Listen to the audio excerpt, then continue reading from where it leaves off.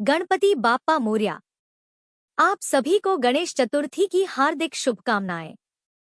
आज गणेश चतुर्थी के शुभ अवसर पर सुनिए गणपति भगवान की कथा और चौथ माता की कथा, क्योंकि चतुर्थी तिथि के दिन भगवान गणेश और चौथ माता की पूजा का विधान है, इसलिए आपको दोनों ही कथाएं सुननी चाहिए।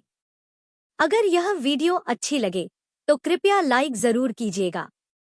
गणपति भगवान की कथा। पौराणिक कथा के अनुसार एक समय की बात है। एक गांव में एक भाई और बहन रहते थे। बहन का नियम था कि वह अपने भाई का चेहरा देखकर ही भोजन करती थी। जब तक वह अपने भाई का चेहरा न देख ले तब तक वह भोजन नहीं करती थी। इस तरह समय बीतता रहा और उस लड़की का विवाह हो गया। विवाह के बाद भी वह हर रोज सुबह उठकर जल्दी जल्दी अपने घर का काम समाप्त करके अपने भाई का मुंह देखने के लिए उसके घर जाया करती थी। एक दिन रास्ते में जब वह जा रही थी तो पीपल के पेड़ के नीचे उसने गणेश भगवान की एक मूर्ति देखी। तब उसने गणेश भगवान की मूर्ति के सामने हाथ जोड़कर कहा, हे गणपति महाराज, मेरे जैसा अमर सुहाग और मेरे जैसा अमर पीहर सबको दीजिएगा। ऐसा कहकर वह आगे बढ़ गई। जंगल की झाड़ियों के कांटे उसके पैरों में चुभा करते थे। अब उसका रोज का नियम था कि वह पीपल के पेड़ के नीचे स्थापित मूर्ति के आगे हाथ जोड़कर ही आगे बढ़ती थी। एक दिन जब वह अपने भाई के घर पहुंची तो भाई का मुंह देखकर बैठ गई। तब उसकी भाभी ने उससे पूछा, तुम्हारे पैरों में क्या हो गया है? उसने जवाब दिया, रास्ते की जंगल की झाड़ियों के गिरे हुए कांटे मेरे पांव में चुभ गए हैं। भाभी ने जब यह बात भाई को बताई तो भाई ने अगले दिन कुल्हाड़ी लेकर रास्ते की सभी झाड़ियों को साफ कर दिया और इस तरह से कांटे भी साफ हो गए। भाई ने कांटों के साथ साथ पीपल के पेड़ के नीचे रखी मूर्ति को भी वहां से हटा दिया। गणेश भगवान इस बात से क्रोधित हो गए। उन्होंने क्रोधित होकर उसके भाई के प्राण हर लिए। उधर लोग जब उसके भाई को अंतिम संस्कार के लिए ले जाने लगे तब उसकी भाभी रोते हुए लोगों से कहने लगी, आप लोग थोड़ी देर रुक जाइए, मेरे पति की बहन आने वाली है। वह अपने भाई का मुंह देखे बिना नहीं रह सकती, उसका यही नियम है। लोगों ने कहा, आज तो देख लेगी पर कल कैसे देखेगी।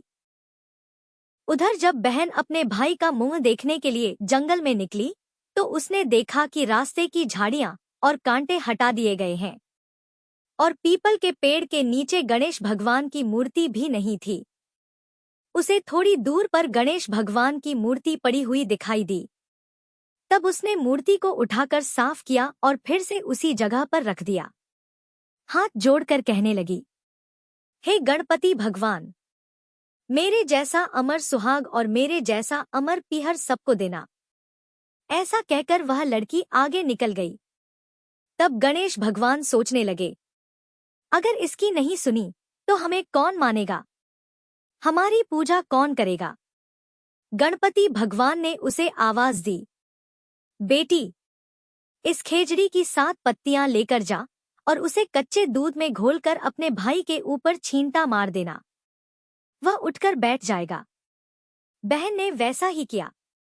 7 पत्तियां लेकर भाई के घर पहुंची। वहां कई लोग बैठे थे।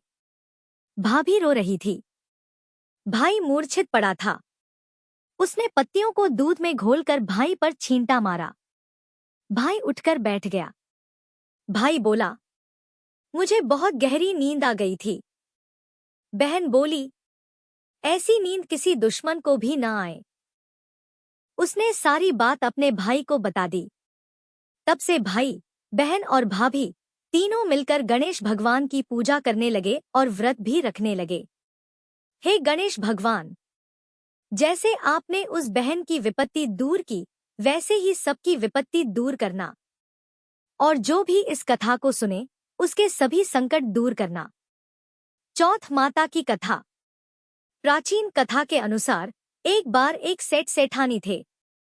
उनका एक बेटा और बहू भी थे। बहू सबको भोजन कराकर फिर स्वयं भोजन करती थी। उनकी एक पड़ोसन रोज बहू से पूछती, बहू, आज क्या बनाया और खाया है? बहू कहती, ठंडो बासी। एक दिन उसके पति ने यह सुना और सोचा, आज तो पकवान बनवाए जाएं। फिर देखें मेरी पत्नी क्या कहती है। उसने तरह तरह के पकवान बनवाए। घर के सभी लोगों ने एक साथ बैठकर भोजन किया। आज भी पड़ोसन ने पूछा तो बहू ने वही कहा, ठंडो बासी। पति ने सोचा, हो न हो कोई बात जरूर है जिसके कारण मेरी पत्नी ऐसा कहती है। उसने पत्नी से पूछा। पत्नी बोली, हम सब जो खा रहे हैं वह हमारे बाप दादाओं की कमाई है। जिस दिन आप कमा कर लाओगे उस दिन मैं समझूंगी कि हम ताजा भोजन कर रहे हैं। यह सुनकर पति ने निश्चय किया कि वह अपनी कमाई करेगा। वह एक बड़े शहर में पैसे कमाने गया। जाते समय पत्नी से बोला, जब तक मैं कमाकर बहुत सारा धन लेकर वापस न लौटूं, तुम चूल्हे की आग मत बुझने देना। एक दिन चूल्हे की आग बुझ गई। पत्नी घबरा गई। वह पड़ोस में आग लेने गई। वहां पड़ोसन चौथ माता का व्रत कर रही थी। पड़ोसन ने कहा, थोड़ी देर में आकर जाना। बहू ने पूछा, आप यह व्रत क्यों करती हो? इससे क्या मिलता है? पड़ोसन बोली, चौथ माता के इस व्रत को करने से अनंत लक्ष्मी मिलती है और अपनी मनोकामना भी पूरी होती है। अब बहू भी चौथ माता का व्रत करने लगी। दीवार पर चौथ माता की तस्वीर बनाई और घी गुड़ का चूरमा बनाकर रात को चंद्रमा को अर्घ्य देकर भोजन किया। ऐसा करते करते कई दिन बीत गए। उधर चौथ माता ने बहू के पति को सपने में दर्शन दिए। साहूकार के बेटे, तू जाग रहा है कि सो रहा है? तेरी पत्नी तुझे बहुत याद कर रही है। जा घर जा और उसकी चिंता मिटा। तू दुकान खोलकर कंकु केसर का पगलिया बनाकर बैठ जाना। आज तेरा सारा हिसाब किताब चुकता हो जाएगा। पति ने घर जाने की तैयारी की और धन दौलत लेकर चल पड़ा। रास्ते में एक काला नाग फन फैलाए बैठा था। उसने कहा, आज मैं तुझे डसूंगा। तेरी उम्र पूरी हो गई है।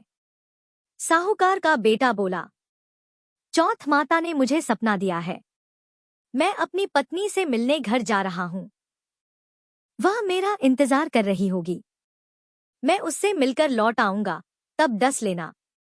नाग ने कहा, अगर शपथ लेकर जाओ तो ही मैं तुम्हें जाने दूंगा। साहूकार ने शपथ ली और घर पहुंचा। पत्नी से मिला, पर वह उदास बैठा था। पत्नी ने पूछा, आप उदास क्यों हैं? पति ने सब बात बताई। पत्नी चतुर थी। उसने 7 पेढ़ियां सजाईं। पहली पर रेत, दूसरी पर इत्र, तीसरी पर गुलाल फूल, चौथी पर कंकु केसर, 5वीं पर लड्डू पेड़ा, छठी पर गादी गलीचा और 7वीं पर दूध से भरा कटोरा। आधी रात को नाग आया। पहली पेढ़ी पर लौटा, दूसरी, तीसरी, 7वीं तक चढ़ा। अंत में गणेश जी, चंद्रमा जी और चौथ माता प्रकट हुए। उन्होंने नाग को मार दिया और साहूकार के बेटे को बचा लिया। सुबह उठकर सबने देखा तो नाग मरा पड़ा था। सभी ने चौथ माता और गणेश जी का धन्यवाद किया। हे चौथ माता, आपने जैसे सेठ के बेटे बहू की रक्षा की, वैसे सबकी रक्षा करना। प्रेम से बोलिए, चौथ माता की जय।